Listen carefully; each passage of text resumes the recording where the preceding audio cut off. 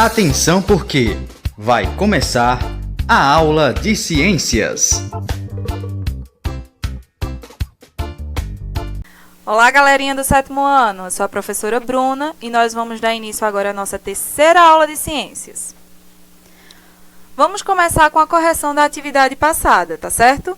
Na pergunta 1, eu trago: um corpo A está em equilíbrio térmico com o corpo B.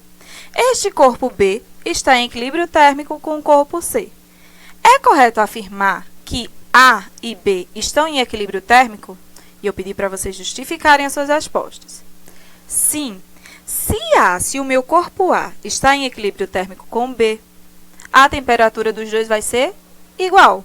Se o corpo B está em equilíbrio térmico com C, a temperatura deles também vai ser igual.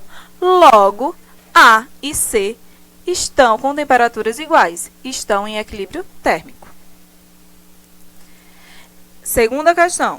Em um dia quente, para manter um refrigerante gelado por mais tempo, você escolheria um copo de vidro ou um copo de aço?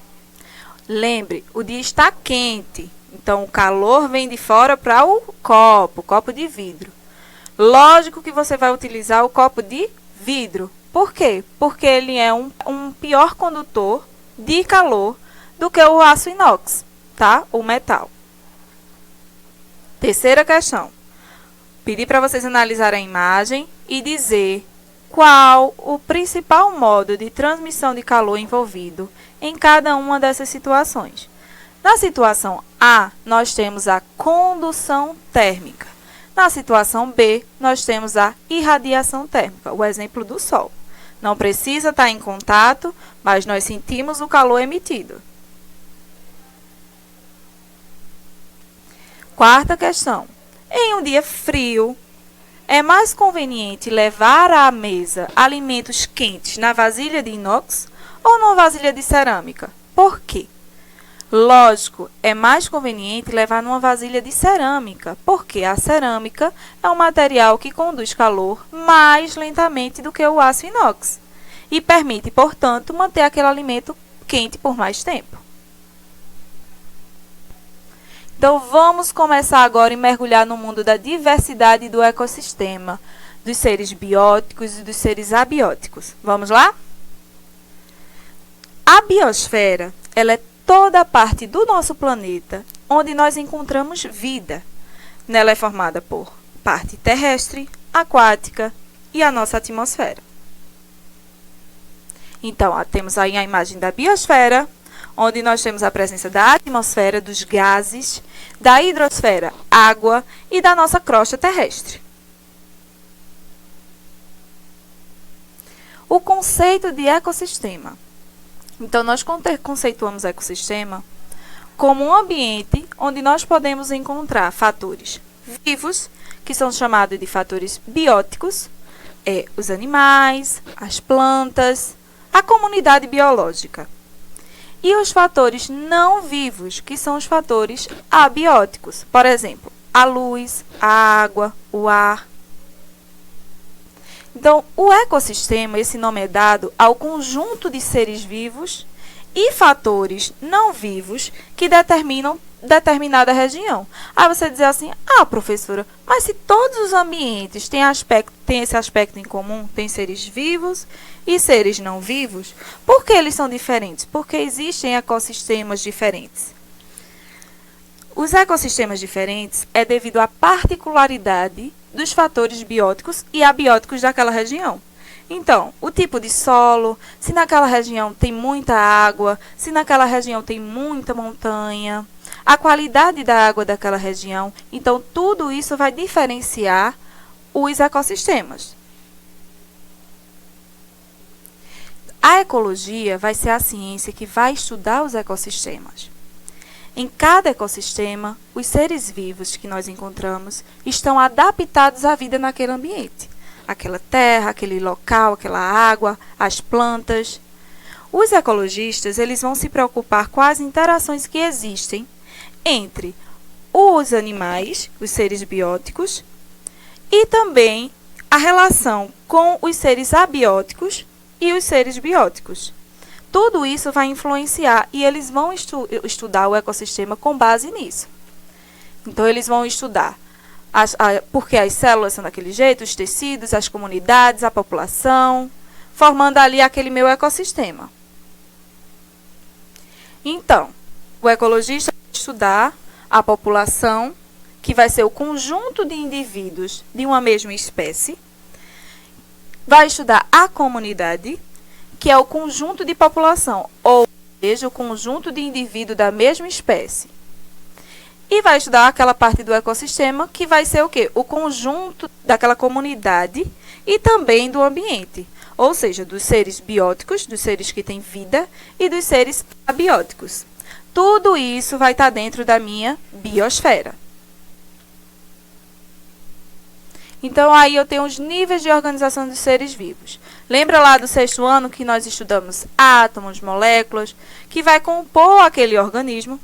Aquele organismo, no caso, o lobo-guará, forma uma população que vai formar uma comunidade mais quantidade de indivíduos dentro de uma região, formando o ecossistema, que vai estar dentro da biosfera daquela região que é a nossa, do Brasil. Então, um biossistema. O que é um biossistema? Vai ser um ambiente onde vai haver a entrada de luz, a entrada de minerais e vai ter a saída da energia, dos materiais, dos processos, das emigrações dos organismos. Tudo isso é o ecossistema. Então, esse é o processo de formação do nosso ecossistema. A estrutura trófica do ecossistema vai ser a estrutura alimentar do nosso ecossistema. Então, nós teremos nessa estrutura produtores, que são aqueles capazes de produzir o seu próprio alimento, chamados de autotróficos. Teremos os consumidores, que são os organismos heterotróficos, que se alimentam de produtores, e consumidores ou ambos, tá certo? Então, o produtor ele vai se alimentar apenas do seu próprio alimento que ele vai produzir. Os consumidores, eles vão poder se alimentar tanto dos produtores quanto dos consumidores. Vai depender do seu tipo de evolução. Os decompositores se alimentam de organismos mortos, então eles vão devolver a matéria orgânica a partir daquele material, aquele animal morreu, eles vão devolver a matéria orgânica ao meio ambiente com base na sua alimentação. Na imagem nós temos a planta, que seria um produtor, temos o gafanhoto, o primeiro consumidor. Então, o gafanhoto vai se alimentar da planta e vai ter o sapinho que vem se alimentar do gafanhoto.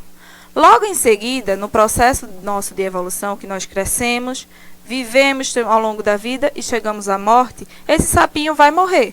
Nele vai entrar os decompositores, que vão fazer aquele processo de devolução da matéria orgânica para o meio ambiente. Então, eu trago para vocês a cadeia alimentar. Cadeia alimentar é simples. Eu vou ter o produtor, o consumidor primário, consumidor terciário, o consumidor secundário, o consumidor final, até que chegue à sua morte, e os decompositores façam seu processo de devolução da matéria orgânica para o meio ambiente. Então, a cadeia alimentar ela vai ser uma cadeia alimentar mais complexa. Vejam aí na imagem que nós temos as setinhas. Elas não vão seguir um cronograma correto. A cadeia alimentar ela vai ser uma cadeia alimentar mais complexa. Então, ela vai ter outros níveis de ordens de consumidor. Um consumidor que é primeiro, pode ser segundo e por aí vai. Então, vamos organizar o que é uma cadeia alimentar? Nós vamos ter os produtores, os consumidores e os decompositores, sendo os meus produtores as plantas, os decompositores, as bactérias e os fungos. E os consumidores, eu vou ter os consumidores herbívoros, os consumidores carnívoros e os consumidores onívoros. Os herbívoros, eles vão consumir plantas, vegetais. Os carnívoros vão consumir outros animais. E os herbívoros vão consumir tanto os vegetais quanto os outros animais. Então, vamos lá. Eu vou trazer para vocês um desafio, tá certo? Da nossa aula de hoje. Lembrando que esse assunto ainda vai continuar, tá certo, minha gente? Na próxima aula, continuaremos estudando esse processo do ecossistema. Mas vamos lá para o nosso desafio de hoje. Eu quero que vocês construam um terrário. Vamos confeccionar um terrário. E o que seria esse terrário? O terrário vai ser um recipiente onde se reproduzem as condições ideais para um ambiente de reprodução de seres vivos. Então, nós iremos confeccionar o quê? Um mini ecossistema. Então, eu vou precisar que vocês anotem no caderno os materiais que nós vamos utilizar e vamos fazer assim.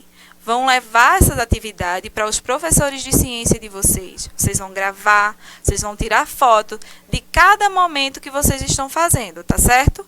E eu quero que vocês deixem uma folhinha reservada do caderno para anotar o processo de evolução desse mini ecossistema durante algumas semanas.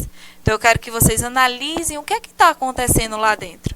Então, já eu vou mostrar para vocês, através de um vídeo, a confecção de um ecossistema, um mini ecossistema. Eu espero que vocês tenham gostado da aula de hoje da gente e até a próxima!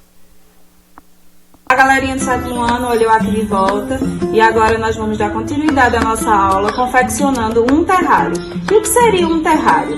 Um terrário seria um mini ecossistema. Lembra lá do ecossistema formado de fatores bióticos e fatores abióticos? Então vamos lá? Então, para confeccionar o nosso terrário, nós iremos precisar de um recipiente transparente e com tampa, fita adesiva, terra. É importante que essa terra esteja cheia de folhinhas, porque quanto mais folhinhas, mais nutrida será essa terra. Pedrinhas e água. Ah, não podemos esquecer das plantas, tá, minha gente? Pode ser qualquer tipo de planta que você tem em casa.